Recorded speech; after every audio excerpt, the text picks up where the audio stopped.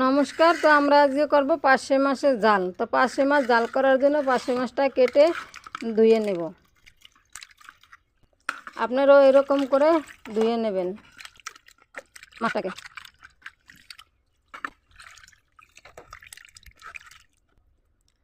মাছ আমার ধোয়া হয়ে গেছে। এখন আমি বাটিতে একটা একটা করে ভালো করে জল নিগড়িয়ে তুলে নেব।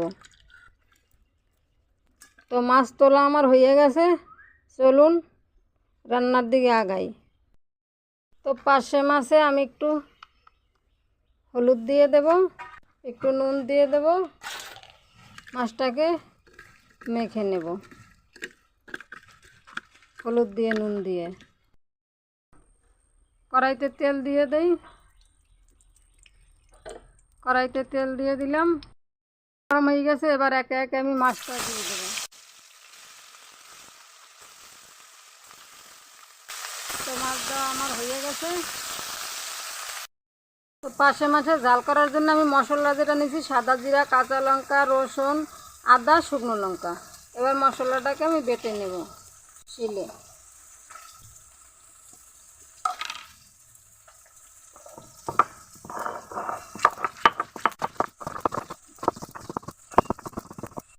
আমি ফিরিয়ে দেই।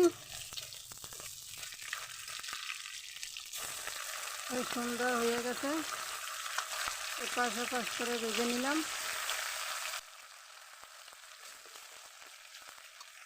মশলা আমার হাফ বাটা হয়ে গেছে। এখন এর ভিতরে আমি মিলিয়ে দিলাম কটা কালো সরিষা। একসাথে দিলে সরিষাটা শিলের পর দিয়ে গড়গড়াইয়ে পড়ে যায়, ওই জন্য আমি একটুখানি পরে দিলাম। মশলা বাটা হয়ে গেছে, আমি এখন তুলে নেব। তুলে নিলাম মশলাটা। চলুন দেখি মাছ ভাজা কত দূর হয়েছে। তো মাছ ভাজাটাও হয়ে গেছে। এবার আমি মাছ ভাজাটা তুলে নেব।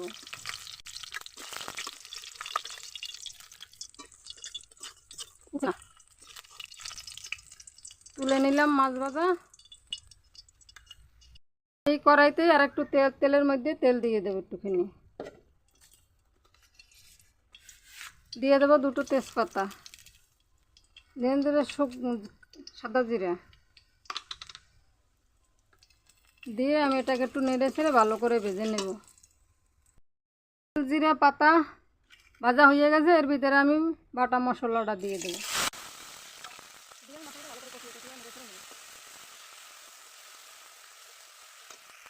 মশলার তেল ছেড়ে দিয়েছে দেখুন। এবারে আমি এর ভিতরে পরিমাণ মতন নুন দিয়ে দেব, পরিমাণ মতন হলুদ দিয়ে দেব, দিয়ে আবারও আমি একটুখানি নেড়ে ছেড়ে নেব। একটুখানি নেড়ে নিলাম, একটুখানি জল দিয়ে দেবো এর ভিতরে। জল দিয়ে মশলাটাকে ভালো করে আবার একটু নাড়িয়ে ছেড়িয়ে নেব। মশলা আমার ভালো করে কষানো করে হয়ে এসছে। এখন আমি এর ভিতরে পরিমাণ মতন জল ঢেলে দেবো।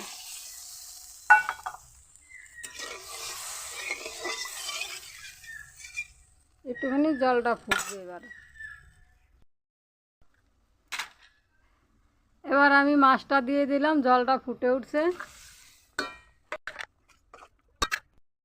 দেখুন আমার মাছের জাল প্রায় হয়ে এসছে। আর একটু জলটা আমি টানিয়ে নেব, আর একটু থাকবে। এখন আমি দেখেন আমার হয়ে এসছে প্রায়। এখন আমি দিয়ে দেবো এর ভিতরে ধনে পাতাটা দিয়ে আমি নাড়িয়ে ছাড়িয়ে নামাই নেব। তো বন্ধুরা, রেসিপিটা যদি ভালো লাগে তাহলে লাইক, কমেন্ট, শেয়ার করবেন। আর বাড়িতে একদিন হলেও বানিয়ে খাবেন। চ্যানেলটি সাবস্ক্রাইব করবেন। ততক্ষণ সবাই ভালো থাকুন, সুস্থ থাকুন। দেখা হবে আগামী পর্বে। এবার আসি।